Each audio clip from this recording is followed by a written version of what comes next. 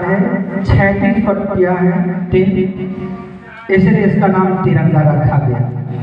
लेकिन इसके पहले भी हमारे देश में ध्वज हुआ करते थे। ये ध्वज इस रूप में नहीं थे। आपको याद होना चाहिए कि हमारा देश आज़ाद होने के ठीक 24 दिन पहले यानी 22 जुलाई 1947 को संविधान सभा में तिरंगे को राष्ट्रीय ध्वज के रूप में फहराया गया था। ये 3 रंगों का होने के वजह से इसका नाम तिरंगा पड़ा। लेकिन अगर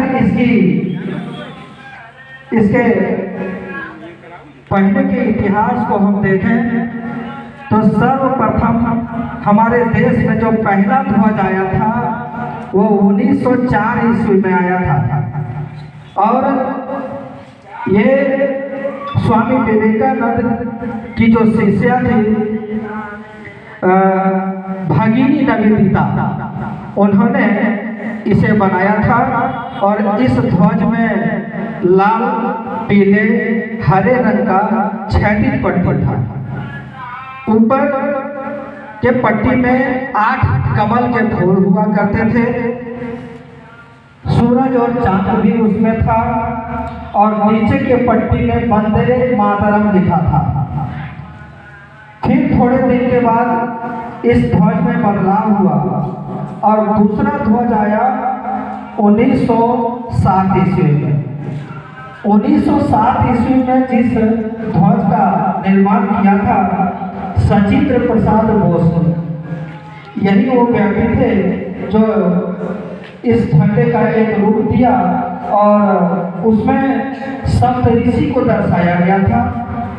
हम लोग जो तारामंडल के विषय में पढ़ते हैं सो, और एकमात्र कमल फूल था इसमें। फिर ये भी अस्थायी नहीं रहा और तीसरा ध्वज आया हमारे देश में। तीसरे ध्वज 1917 में हुआ जब होम रूल आंदोलन चल रहा था और हेमचंद दास ने इस ध्वज का निर्माण किया था। और उसमें 5 लाल, 4 हरी और 36 पट्टी थी। सप्तऋषि भी इसमें था और स्टार इसमें 7 को रखा था। राष्ट्रीय एकता का उसमें एक चिन्ह भी दिया था, एकता का प्रतीक को भी दिखाया था। होम रूल आंदोलन के समय बाल गंगाधर तिलक और एनी बेसेंट दोनों ने इस झंडे को फहराया था।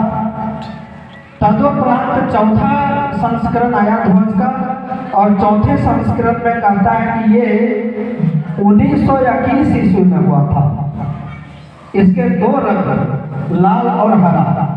वास्तव में लाल और हरा देने का के पीछे मकसद ये था कि हिंदू और मुस्लिम की एकता का प्रतिनिधित्व ये 2 रंग करते हैं।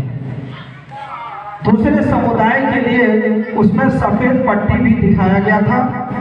और एक और खास बात यह है कि चौथे संस्करण के इस राष्ट्रीय ध्वज में गांधी जी का चलता हुआ चरखा भी दिखाया गया है।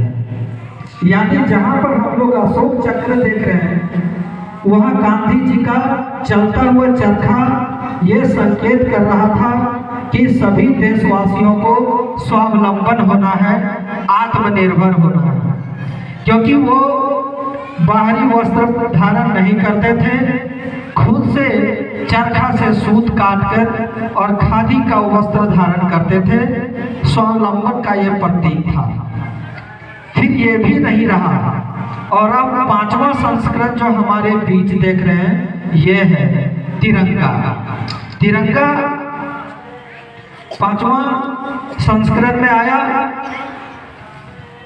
और इसको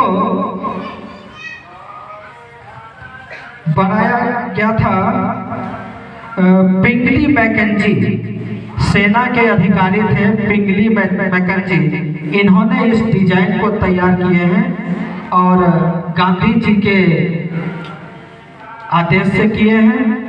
इस झंडे को तैयार करने में पूरे 5 वर्ष लगे थे। जैसा कि हमने शुरू में बताया,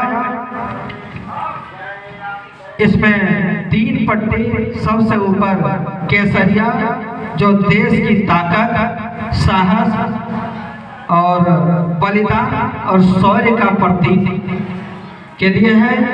बीच में सफेद पट्टी जो धर्म चक्र को दर्शाता है, शांति और सत्य को संकेत करता है। और सबसे नीचे हरे रंग की जो पट्टी हम देख रहे हैं वो देश की शुभ विकास और उर्वरता को दर्शाता है। हम लोग सब कोई जानते हैं कि भारत जो है एक कृषि प्रधान देश है। यहाँ जब फसल होती है तो चारों ओर हरियाली ही हरियाली छाई जाती है। और हो क्यों नहीं, भारत की मिट्टी जो उपजाऊ है उसके वजह से पूरे देशवासी अपने साल भर का जीविकोपार्जन का एक साधन जो है वो खेती से प्राप्त कर लेते हैं। तो इसके संकेत के लिए हरे रंग को दर्शाया। बीच में अशोक चक्र सफेद पट्टी पर डाला गया है नीले रंग का, वो सारनाथ स्थित अशोक स्तंभ से लिया गया। इसमें 24 तिल्लियां दर्शाया गया है और ये संकेत करता है कि जिस प्रकार दिन और रात मिल करके 24 घंटे होते हैं, हमारा देश प्रगति के मार्ग की ओर और विकास की मार्ग की ओर 24 घंटा अग्रसर हो। तो ये हमारे देश के तिरंगे की